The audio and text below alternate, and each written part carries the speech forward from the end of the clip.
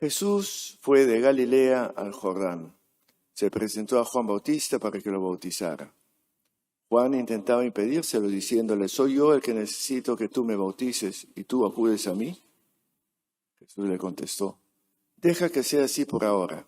Está bien que cumplamos lo que Dios quiere. Entonces Juan se lo permitió y lo bautizó. Apenas se bautizó, Jesús salió del agua. Se abrió el cielo y vio el Espíritu de Dios que bajaba como una paloma y se posaba sobre él. Y vino una voz del cielo que decía, este es mi Hijo, el amado, el predilecto. Es palabra del Señor. Con este domingo empezamos el nuevo ciclo religioso, que había terminado con la pasión, después nos viene la natividad, siguiendo un poco el derrotero de la vida de Jesús. Nos presenta como el primer acto público de Jesús el bautismo. El primer acto, por lo tanto, que va a marcar a muchos más. El bautismo de Jesús, la primera de las cosas que para mí me evoca es que es un acto de solidaridad con la humanidad. Porque hizo cola igual que los demás frente a Juan Bautista. Y Juan Bautista como que le daba la preferencial, tú tienes que bautizarme a mí, tú eres más que yo. No, un momentito. Hagamos las cosas como están establecidas. Tú me bautizas a mí y después veremos. ¿Por qué digo esto? Porque aquí se siente detrás de ello una especie de contraste entre dos tipos de religión que existe hasta el día de hoy, que es muy lógico y muy natural. No por ello correcto, pero es lógico. La religión del rito, de las liturgias, de las devociones, de las doctrinas, de las instituciones, de las estructuras. Por otro lado, esta primera representada por Juan Bautista, por eso que le dice, tú debes bautizarme a mí, es al revés. Jesús dice, no, por ahora hagamos las cosas como están. Creció en la religión tradicional, el templo, los sacrificios, los ayunos, los sábados, todo el ritual, toda la estructura, todo el aparato, que eso es lo que se llama religión.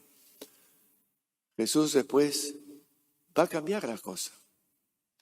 Una religión, entre comillas, sin estructura, porque Jesús no estableció ninguna estructura. Surgió con el paso del tiempo y era lógico y natural, era inevitable. Que llamamos iglesia. Está bien. Pero lo que Jesús introduce es la dimensión del espíritu. Y el espíritu no es el espíritu. El espíritu es ese ánimo, esa fuerza, esa vitalidad, ese aliento, eso que marca la diferencia entre lo que es rígidamente observado y lo que se siente que sale desde el fondo de nuestro ser. Un ejemplo muy fácil, una cosa es un rezo y otra cosa es una oración. Un rezo está establecido, tiene todas las palabras y tú las repites. Ya, ok, hiciste lo estipulado. Pero le falta eso de adentro, que es la oración, que es la espontánea, que viene de fondo de tu ser y que está en conexión con tu vida real cotidiana. Es, digamos, la diferencia entre un cuerpo sin alma y un cuerpo con alma. No sé si me doy a entender. Y esto es lo que es el problema, entre otros problemas, en el mundo de lo religioso. Ciertamente nosotros no somos ninguna excepción. Estamos muy marcados por una religión de estructuras. ¿A cuánto se preocupa? Cada vez hay menos cristianos, menos católicos. Cada vez menos se bautizan. Cada vez menos se casan. ¿Y? ¿Cuál es el problema? El problema es simplemente que ahora son más honestos y ya no se lleva por el ritual, la estructura, la costumbre, la tradición. Se hizo, se hace y se repite mecánicamente. Estamos como religiosamente robotizados. Presiona este botón y esta es la respuesta. Presiona esto, pum, pum, pum, pum. Y lo hacemos casi a ciegas. Lo que necesitamos es una religiosidad que nace de acá, de las entrañas. Por eso nos presenta el bautismo de Jesús.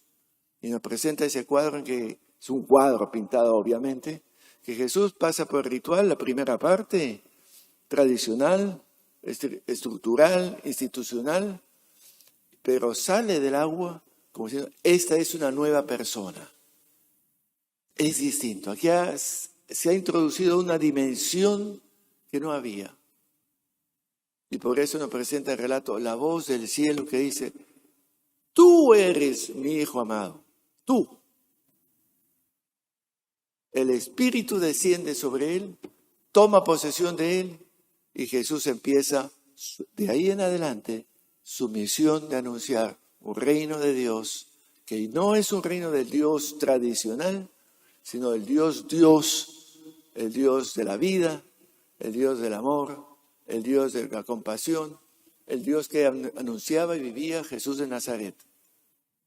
Por eso, la institución, la estructura, lo sacó del medio. Porque Jesús planteaba una religiosidad desde el amor, desde la compasión, desde poner la atención en las personas. Mientras que lo tradicional era, el sábado es más importante que el hombre. Y Jesús dice, el hombre es más importante. Y el sábado debe estar al servicio y el bienestar del hombre. Si interfiere, sácalo. Y aquí hay mucho pan por rebanar, ir pensando. ¿Cuánto de lo religioso que nos rodea, y a lo mejor estamos metidos nosotros en eso, es la religión de estructuras? La religión de bautismo en el agua. Y lo que nos plantea, Él nos bautizará en espíritu. El espíritu de Dios, ese del Dios Padre, del Dios que nos confraterniza, el Dios que nos mueve a ser compasivo, inclusivo, generoso, amante, amable. Ese Dios de la vida, no de la simple existencia. Por eso el bautismo es, al final de cuentas, para mí importante, es una opción. Si hay una palabra con la que asociaría yo el bautismo es opción. Como tal es un ritual. Y se hace hasta el día de hoy, por favor, no nos equivoquemos. ¿Cuántas veces se bautiza al niñito? Porque hay que bautizarlo. Porque ya mi suegra te metía podrido cuando bautizas a mi nieto. O mi mamá que me dice, ¿cuándo bautizas? No. Ya, pasaste por el ritual y después un buen lonche, mucho para la foto y next, aquí no pasó nada. Haber sido bautizado no me hace ser cristiano. Metámonos en la cabeza. Es un ritual y ya pasó. No me hace ser. Lo que me hace ser cristiano es asumir lo que el bautismo en sí implica, la opción por seguir ese modo de vivir que vivió Jesús de Nazaret, ese modo sensible, ese modo cercano, ese modo amoroso, ese modo honesto, transparente, auténtico, ese modo, ese que debíamos tomar en serio. El bautismo, por tanto, es una opción entre esta manera y esta otra. Hay dos formas, y ojalá que la nuestra sea la opción por el camino, la manera de ver y vivir la vida de Jesús de Nazaret. Les dejo con estas reflexiones. Podemos reflexionar cada cual si es que hemos sido bautizados en el Espíritu. Es el Espíritu de Dios lo que nos mueve.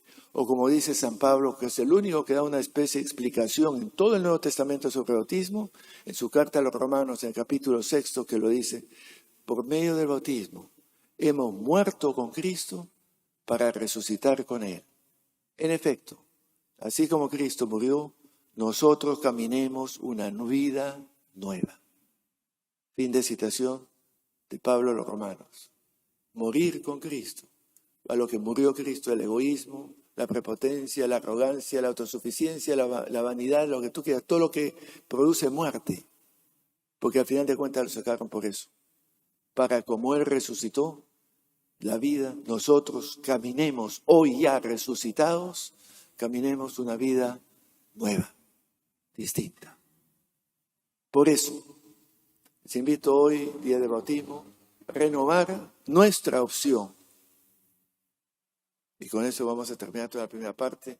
No va a haber más peticiones que las que hagamos en este momento. Por eso les invito, mis queridos hermanos, a ponernos de pie y renovar nuestro compromiso, nuestra opción desde el rito bautismal más popular que tenemos en Perú, que me parece genial. Hermanos, no sé si Jesucristo estaría de acuerdo con nuestra forma de vivir en familia. Resulta que muchas veces no sabemos escucharnos, comprendernos, reconciliarnos. A veces existe tirantez entre esposos, entre hermanos, incluso entre padres e hijos. Por eso, Cristo nos pregunta, ¿están dispuestos a renunciar al egoísmo, a la agresividad, al rencor, al odio, a la envidia y a la falta de amor? No sé si Jesucristo estaría de acuerdo con la forma en que vivimos los problemas de trabajo, de barrio. Nos cuesta movernos para que haya más justicia, más respeto, más compañerismo en nuestros talleres y oficinas. Por eso nos pregunta, ¿están dispuestos a renunciar al individualismo, a la falta de confianza básica en las personas, a la hipocresía, a las críticas negativas y destructivas y querer aparentar más de lo que en realidad somos? Quizá Cristo cuenta poco en nuestras vidas, porque a la hora de la verdad lo que nos suele mover son los intereses, el dinero, el orgullo, el querer dominar y aparentar. Por eso Cristo nos pregunta, ¿están dispuestos a renunciar a vivir una vida superficial, a considerar el dinero como un valor absoluto, a buscar sus intereses personales sin siquiera pensar en los demás? Como se dan cuenta, las preguntas se pueden fácilmente multiplicar. El reverso de la medalla es nuestra fe. ¿Creen de verdad que el Dios del Evangelio es un Padre que nos ama y que hemos sido creados a imagen de Dios y hemos recibido el poder de amar y que debemos amarnos como hermanos y hermanas? ¿Creen de verdad que el amor es posible no solo entre esposos y hermanos, también entre amigos y compañeros de trabajo? ¿Creen que es posible vencer los odios, los rencores, las envidias, la angurria y crear un mundo mejor? ¿Creen de verdad que Jesús mismo, un hombre sencillo como nosotros, pobre, nacido entre una familia humilde, después de luchar y sufrir, no perdió la esperanza, sino que dijo que no hay amor más grande que el que da la vida por sus amigos? ¿Creen de verdad que merece la pena luchar contra las injusticias, las mentiras, la corrupción, el engaño en nuestro mundo y que podemos conseguir algo si somos constantes, perseverantes y honrados? ¿Creen de verdad que Jesús mismo luchó hasta el final y venció el mal, incluso la muerte? Finalmente, ¿creen en la Iglesia, comunidad de personas de buena voluntad? ¿Creen de verdad que la Iglesia la constituyen los que sufren, los perseguidos, los que luchan por la paz y la justicia, los que se esfuerzan por defender la verdad y la vida? Esto es en sustancia nuestra fe. Vivámosla y pidamos que sea el Espíritu el que nos mueva a vivir el cristianismo de Jesús de Nazaret. Que así sea.